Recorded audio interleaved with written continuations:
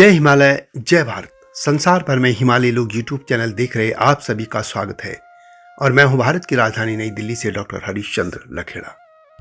उत्तराखंड और भारत भर के लोग दो बहुगुणा के ही नाम जानते हैं। एक है हेमवती नंदन बहुगुणा हिमालय पुत्र और दूसरे पर्यावरणविद सुंदरलाल बहुगुणा। परंतु एक बहुगुणा और भी हुई थी और वह भी लगभग 400 साल पहले, जो कि 400 साल पहले दिल्ली में मुगल बादशाह जहांगीर के दरबार में ज्योतिषाचार्य थे। वे संस्कृत के कवि भी थे और प्रकांड ज्योतिषाचार्य तो थे ही, और नाम था भरत बहुगुणा। हालांकि वे कभी बहुगुणा सरनेम इस्तेमाल नहीं करते रहे और उनका इतिहास में उल्लेख महान कवि भरत के नाम से ही आता है, परंतु वे उत्तराखंड के बहुगुणा वंश से थे। जी हाँ, इस बार मैं भरत बहुगुणा जी को लेकर ही बात करूंगा, लेकिन जब तक मैं आगे बढ़ूं आपसे अनुरोध है कि हिमालयी लोग यूट्यूब चैनल को सब्सक्राइब अवश्य कर दीजिए और मेरे सत्यमेव जयते यानी STV को भी देखिएगा। यह आप सभी से विनम्र अनुरोध है। उत्तराखंड समेत भारत के बहुत कम लोग जानते होंगे कि मुगल बादशाह जहांगीर के ज्योतिषी भरत बहुगुणा थे। वे संस्कृत के महान कवि भी थे और खुद जहांगीर ने उन्हें ज्योतिष राय की पदवी से विभूषित किया था। महान विद्वान राहुल सांकृत्यायन ने अपनी पुस्तक हिमालय परिचय एक गढ़वाल में उनका उल्लेख किया है। राहुल सांकृत्यायन ने पवार वंशी राजा अजयपाल का उल्लेख करते हुए कवि भरत का उल्लेख किया है। उन्होंने लिखा है कि जहांगीर के दरबारी ज्योतिषी ज्योतिष राय पदवी विभूषित मानवोदय के कर्ता भरत ने अजयपाल के बारे में उनसे 3 ही पीढ़ी बाद लिखा था। युधिष्ठिर की भांति युद्ध में स्थिर उस अजयपाल नृपति का जन्म चंद्रवंश में हुआ था, जो कि अपने नाम से ही शत्रुओं के मन को तोड़ डालता था। वे लिखते हैं कि अजयपाल के समय पर ही गढ़वाल का एकीकरण हुआ था और केदार खंड का नाम गढ़ उसी समय पड़ा था। लेकिन बात हो रही है कवि भरत जी की। उत्तराखंड से संस्कृत में प्रथम PhD करने वाले डॉक्टर महावीर प्रसाद लखेड़ा का एक लेख गढ़वाल में संस्कृत साहित्य, इसमें भी कवि भरत का उल्लेख किया गया है। डॉक्टर महावीर प्रसाद लखेड़ा जी के बारे में बता दूं कि वे पूर्व राज्यपाल लेफ्टिनेंट जनरल मदन मोहन लखेड़ा जी के ताऊ जी के पुत्र थे, उनके बड़े भाई थे। वे इलाहाबाद विश्वविद्यालय में संस्कृत के प्रोफेसर थे।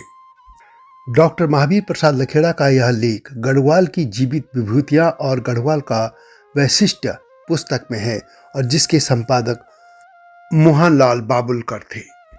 डॉक्टर लखेड़ा लिखते हैं कि अजयपाल के पौत्र मानशाह के राज्यकाल में भरत नामक संस्कृत के रससिद्ध कवि विद्यमान थे। भरत कवि का जन्म बहुगुणा वंश में हुआ था। वे ज्योतिष के प्रकांड विद्वान थे और मुगल बादशाह जहांगीर के दरबार में भी कुछ समय तक रहे। उनके ज्योतिष ज्ञान से प्रसन्न होकर जहांगीर ने उन्हें ज्योतिष राय की उपाधि से विभूषित किया था। देवप्रयाग में रघुनाथ मंदिर के एक लेख के अनुसार ये संवत 1606 में विद्यमान थे। भरत कवि ने मानवोदय की रचना की। इस महाकाव्य में मुख्यतः मानशाह के पराक्रम तथा ऐश्वर्य का वर्णन और प्रसंगतः मानशाह के पिता सहजपाल तथा पितामह अजयपाल की भी चर्चा है। भरत कवि के वंश में काव्य की रचना की परंपरा दीर्घ काल तक चलती रही। इसी परंपरा में मेघाकर शास्त्री ने रामायण प्रदीप काव्य की रचना की। इस काव्य में गढ़वाल के पंवार राजवंश की वंशावली देकर कवि ने अपने समकालीन नरेश प्रदीप शाह का यशोगान किया है। उन्हीं के वंशज संभवतः उनके पुत्र रामदत्त बहुगुणा ने अपने समकालीन नरेश प्रद्युम्न शाह का, जो स्वतंत्र गढ़वाल के अंतिम नरेश थे और सन 1804 में देहरादून के खुड़बुड़ा मैदान में गोरखाली सेना से लड़ते हुए वीर गति को प्राप्त हुए थे, उनको लेकर भी एक रचना की थी जिसका नाम प्रद्युम्नोदय है। यह एक काव्य रचना है। इसी बहुगुणा वंश में अचलानंद बहुगुणा के पुत्र कुमुदानंद बहुगुणा ने सुदर्शनोदय काव्य की रचना की। संभवतः कुछ लोगों के मन में यह प्रश्न आ रहा होगा कि मुगल मुस्लिम थे और उनका ज्योतिष से क्या लेना देना है। वास्तव में मुगल बादशाह अकबर का ज्योतिष में बड़ा विश्वास था। अकबर ने अपने पुत्र जहांगीर के जन्म के बाद 7 ज्योतिषियों से उनकी जन्मपत्री बनवाई थी। मुगल बादशाह जलालुद्दीन मोहम्मद अकबर ने कई शादियां की, लेकिन वे 27 साल की उम्र तक बेटे के लिए तरसते रहे। हालांकि 1564 में उनके 2 जुड़वा बेटे हसन और हुसैन हुए थे, लेकिन 1 महीने बाद ही उनकी मृत्यु हो गई थी। इसके बाद अकबर बेटे के लिए दरगाह मन्नत मांगते फिरते रहे। अपने दरबारियों के कहने पर फिर वे मोहिउद्दीन चिश्ती के शिष्य पीर सलीम चिश्ती के पास गए थे और इसके बाद 1569 में अकबर की मरियम जमानी नाम की पत्नी ने एक बेटे को जन्म दिया था। यही शहजादा सलीम बाद में जहांगीर नाम से प्रसिद्ध हुआ। अकबर ने इसके बाद भारतीय और यूनानी ज्योतिषियों को बुलाया और 7 कुंडलियां बनवाई थी। अकबर की राह पर चलकर ही जहांगीर भी भारतीय ज्योतिष में विश्वास रखता था और उनके दरबार में उत्तराखंड गढ़वाल के भरत बहुगुणा यानी महान कवि भरत, जो कि ज्योतिषविद भी थे, उनके दरबार में ज्योतिषी थे, जिन्हें कि जहांगीर ने ज्योतिष राय की उपाधि से सम्मानित किया था। दरअसल उत्तराखंड प्राचीन काल से ज्योतिष शास्त्र के अध्ययन का केंद्र रहा है।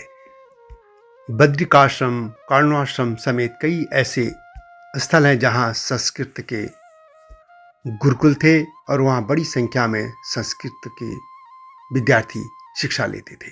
संपूर्ण उत्तराखंड पर राज करने वाले कत्यूरी वंश के कई अभिलेख मिलते हैं, जिनसे यह साफ होता है कि उनके शासन काल में संस्कृत राजभाषा थी।